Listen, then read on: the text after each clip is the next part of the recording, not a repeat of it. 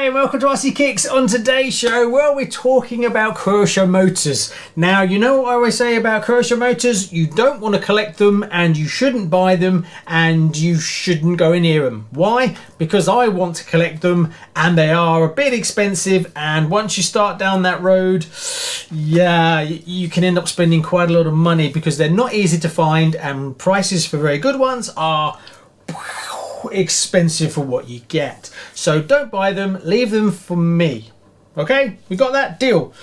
That's why I don't like talking about Kyosho motors, because you guys look at these and you go, oh, I'm gonna start collecting them, and then the prices go up even more. So that's the rule. I'll talk about them, but you cannot buy them. Okay, so on this video we're going to be talking mainly about the brand new brushless system motor that's just come out from Kyosho, the 480T. Now you might say to yourself, well, why Gavin, why have you got two if they're so expensive? Well, Kyosho did something a bit different with these. They actually, instead of bringing out a 480T and a 480S, they kind of packed both of them into this single motor. So you get end bells and a few other bits and pieces, so you can convert your 480T into a 480S. So later on in this video, that's what we're going to do. I'm going to change one over to a 480S. But before we get there, Kyosho have tried to hark back to the past in the design, styling, and the naming. So I thought it'd be kind of nice to dig out a few motors from my collection to show you how it kind of came about. But I have to be careful because Kyosho has lots of motors, and this video could go on and on and on, and we could deviate off of the path. So I've tried to pick just a few relevant motors to talk about their specifications, and then that leads us on to this brand new motor. Now this motor was kind of brought out to be with the Fantom that was released a few months ago, but unfortunately for some weird reason it seemed to be delayed. So the cars came out, and only now, about 3 months later, can you get the actual motor that was supposed to be in the car. So we're going to go all the way back to 1984, where Kyosho brought out this, the Le Mans 480T. So you can see where we're starting and where we are today. As you can see, the colours are the same, the green, and the naming is the same. So this motor, released in 1984, has a reference number of 1892. Now some of the reference numbers are very close to the years they were released, so it can get a bit confusing. This is a 26 turn, fully adjustable and fully bull raced. It's a 1/12 on-road racing car, and it has a maximum RPM of 21,000. Now, prices on motors. I'll give you a rough guide, but you've got to take two things into account. One, the condition of the motor has a massive impact on price, if it's got scuff marks or anything like that. And two, does it come with a good box, manual, and all the extra bits and pieces? So giving you a price can be very difficult. So I'll give you a range, but it's quite wide. So this motor is retailing from about £55 up to £120. So you know, I mean, obviously you can pick these up for like £15 if they're completely destroyed.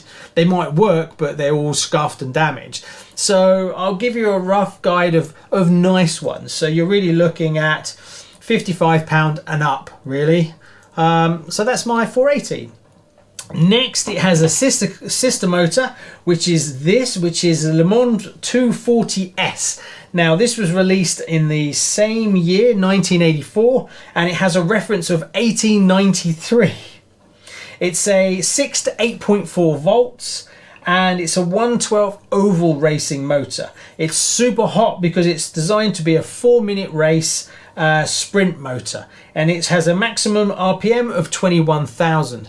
Now, one of the things with the naming is in seconds. So 240 is basically going to give you the time in seconds of a 4-minute race. 60 seconds, 4 minutes, 240. So that's where the name comes from. S is sport, T is tuned. Right, that's a 19 turn, and it's an adjustable bearings and adjustable timing, and it's fully bull raced. These go from about 60 to 120 pound. They are lovely. Quality of these is amazing. Right, and then we have another little one that goes in the same family, and this is a Le Mans 480S Released again in 1984, referenced 1891. Now this is an 8-minute sprint race and it's 6 to 7.2 volts. It's a 24 turn, 22,000 RPM, and again prices can be anything from 100 to 120 pound for a really nice one, about 70 pound, 60, 70 pound for a motor like this. I don't have any of the boxes for these, so these are all roughly that kind of 50, 70 pound.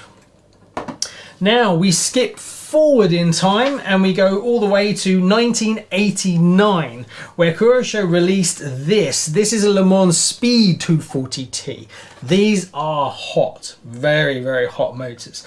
So this is referenced 1986, and this is a 16 turn, 28,500 RPM, 7.2 to 9.6 volts. So these will go up to 9.6.